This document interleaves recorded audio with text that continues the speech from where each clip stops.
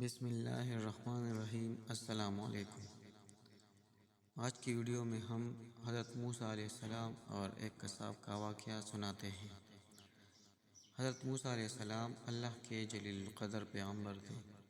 آپ علیہ السلام کو اللہ رب العزت سے ہم کلام ہونے کا شرف بھی حاصل تھا۔ ایک مرتبہ حضرت موسیٰ علیہ السلام جب کوہ طور پر اللہ رب العزت سے ہم کلام ہوئے تو انہوں نے اللہ تبارک و تعالیٰ سے پوچھا کہ جنت میں میرا ہمسایہ کون ہوگا؟ تو اللہ رب العزت نے فرمایا کہ فلاں شہر کا قصاب جنت میں تمہارا ہمسایہ ہوگا۔ حضرت موسیٰ علیہ السلام کو یہ سن کر بڑا تجسس ہوا کہ وہ قصاب آخر ایسا کون سا عمل کرتا ہے جس سے اس قصاب کو اتنا بڑا رتبہ حاصل ہوا۔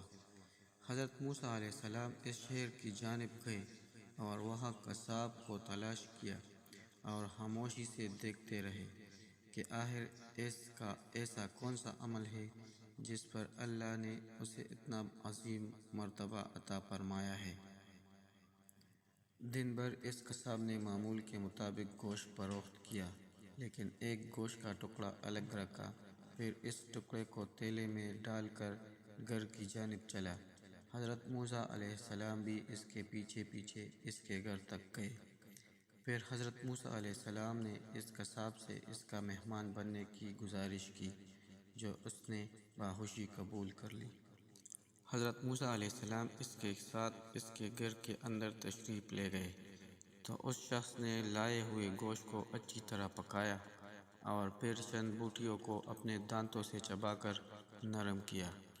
پھر گھر کے اندرونی حصے میں چارپائی پر لیٹی ایک بوڑھی خاتون کو اٹھایا، اس سے پیار سے کھانا کھلایا اور اس کا بستر وغیرہ سیدھا کیا۔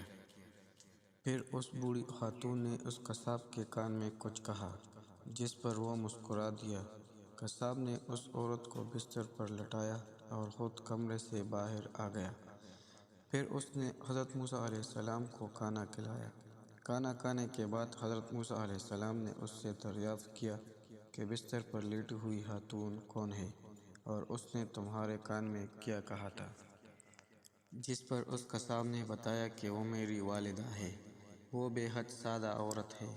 میں جب بھی ان کی خدمت کرتا ہوں اور ان کو کھانا کھلاتا ہوں تو وہ مجھے یہی دعا دیتی ہے کہ اے اللہ میرے بیٹے کو جنت میں موسیٰ کا ہمسایہ بنانا، جس پر میں مسکرا دیتا ہوں کہ کہاں میں ایک معمولی سا قصاب اور کہاں اللہ رب العزت کے نبی۔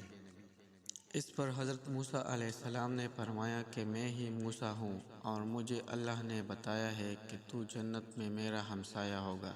یہی سن کر میں تمہاری زیارت کے لیے آیا ہوں۔ اللہ رب العزت سے دعا ہے کہ ہمیں بھی اپنے والدین کی خدمت کرنے کی توفیق دے اور ان کی دعائیں ہمارے حق میں قبول فرمائے، آمین۔